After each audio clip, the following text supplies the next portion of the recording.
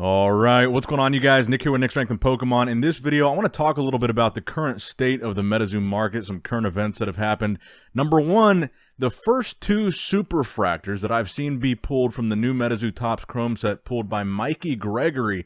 This was posted to Facebook on the Metazoo community, I believe it was the Metazoo community page.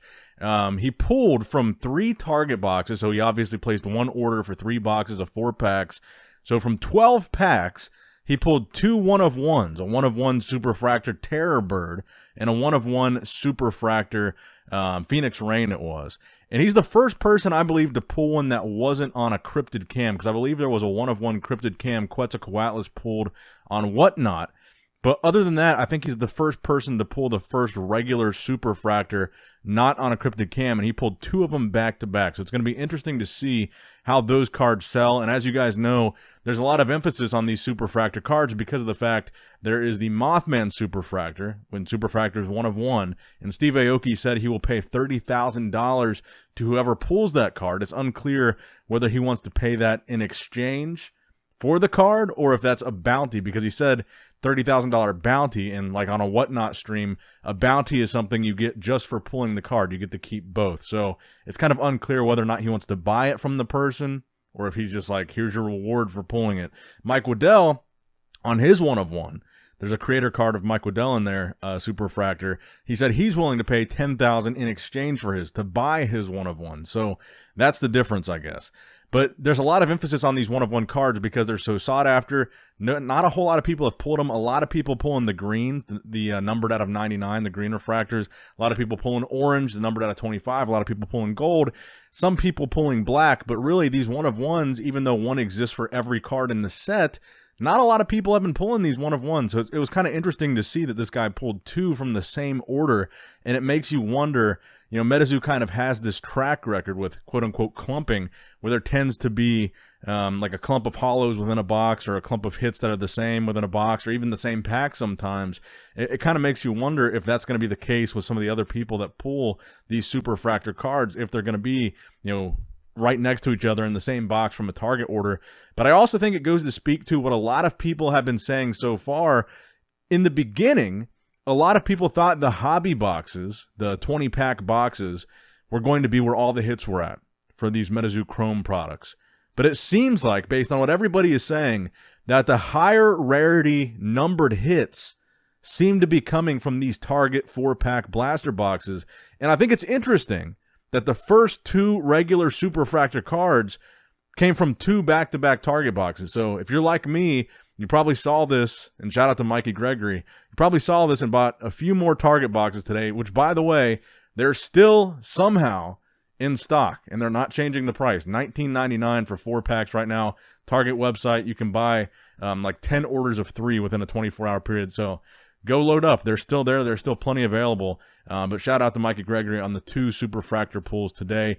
Now, next up, I wanted to talk a little bit about the native market, because I feel like native has certainly gotten overshadowed by this whole Topps Chrome thing. The whole Metazoo, it seems like the whole Metazoo community on all the pages, on Instagram, on Facebook, on YouTube, on Whatnot, all anybody wants to talk about or post their pulls from or open is Topps Chrome. Nobody, it seems like native completely got overshadowed, and no one is talking about native anymore, and the price is actually holding pretty steady on the native boxes. So there was this talk initially on the native release that the boxes, it seemed like there wasn't much availability. The price wasn't coming down. A lot of the people that were still selling native, it was like $149.99, $140 a box, and even now the lowest I've seen is $130 a box on TCG Player, and it's still kind of hovering in between that $130 and $140 mark, at $130 and $150 really.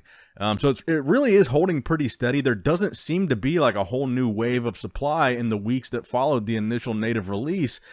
And it just feels like Chrome is overshadowing it. So even though native seems to be performing well and holding up the value, the demand doesn't really seem to be there. No one's talking about it. It doesn't seem like it's selling all too fast according to TCG Player. It's selling kind of steadily, but it doesn't seem like it's not a whole lot of activity there with native compared to what's going on with Chrome, where it seems like everybody's ripping it, everybody's opening it, everybody is listing all their singles. And if you type in Metazoo on eBay right now, probably the first 10 listings, most of them are probably going to be Topps Chrome. But I did look at the most recent sale for the native Piazza bird, which I've opened 6 boxes of native now, still have not pulled a single Piazza bird. And the native Piazza bird still selling as of, I believe it was 2 days ago, for $150 buy it now. So that was the latest sale. So those are still holding some pretty significant premiums. And so is the Wendigo as well. I think it's still holding around a little under the $100 mark. So despite the Topps Chrome frenzy, native isn't tanking, even though it seems like nobody's really talking about it. Native is still holding strong for whatever reason. So maybe there is some kind of limited supply, limited availability. But it seems like everybody's way more excited for Chrome than native. So I wonder in the long run how that's going to affect this overall launch of native, if after the next couple weeks it's going to pick up some more steam as people get tired of Topps Chrome.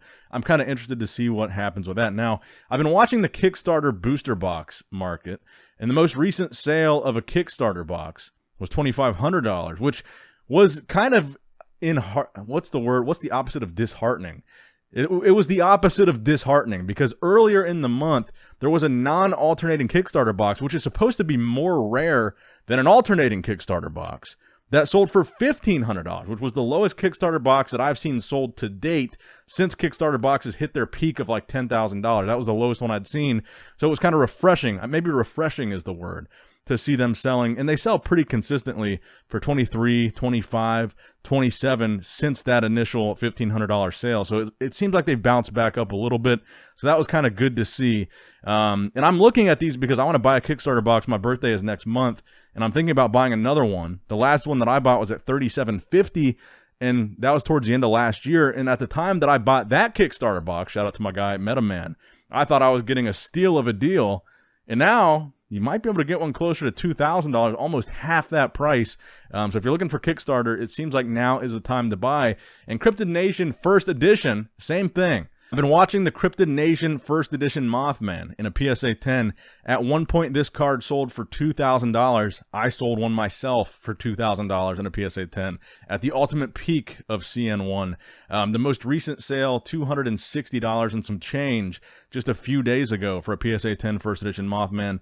They were kind of holding for a while between $400 and $500, but now it seems like that price is tanking pretty significantly. And the price of a CN1 booster box, my buddy Chris just picked up 2 of them for $299, a box that at one point was selling pretty consistently over $1,000 a box, maybe a little over a year ago. Just 1 year ago, they were selling pretty consistently for like $850 to $900. So CN1 has kind of been taking a little bit of a hammering. And also, I wanted to talk about Topps Chrome a little bit more. The X-Fractor Mothman, which initially seemed like this very rare chase card, which you can only get from the Target boxes. There was one listed for like $300, and there were none other that I saw listed. That has come down to almost the $50 mark now. And now the regular refractor Mothman, which I had seen sell for $200+ from just the regular hobby boxes, a refractor regular artwork and a regular alt art, those are selling pretty consistently for around the $50 mark too. So prices on some of the Chrome singles are really starting to stabilize. It seems like a lot of the numbered out of 99 cards are going to be selling for around the $50 mark right now. In the rare exception case, some of the numbered out of 99 green refractors are going for like $100. It seems like a lot of the gold refractors are going for $100 to a little over $100. Maybe a premium for a card like a Piazza bird or something like a higher rarity gold rare. But those seem to be more like between $100 and $150 for the gold refractors. The oranges are kind of up in the air. Sometimes you see them sell for under $100. I've seen orange refractors go for under $100, and I've seen some go for more than $200. So those are kind of still trying to find a balance. And the numbered out of 5s, I wanted to put this on the screen as well.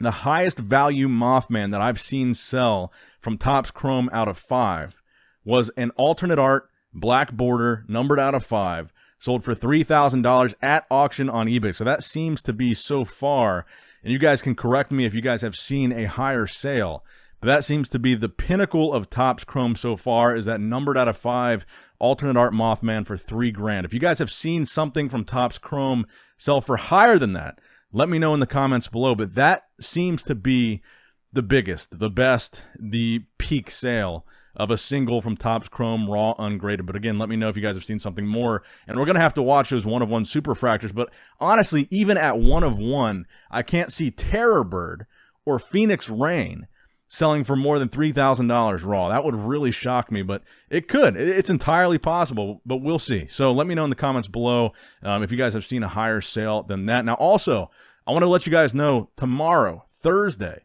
April 27th, you might be watching this today, Thursday, April 27th, I'm going to be doing the biggest Topps Chrome stream I think anybody has done for a personal rip.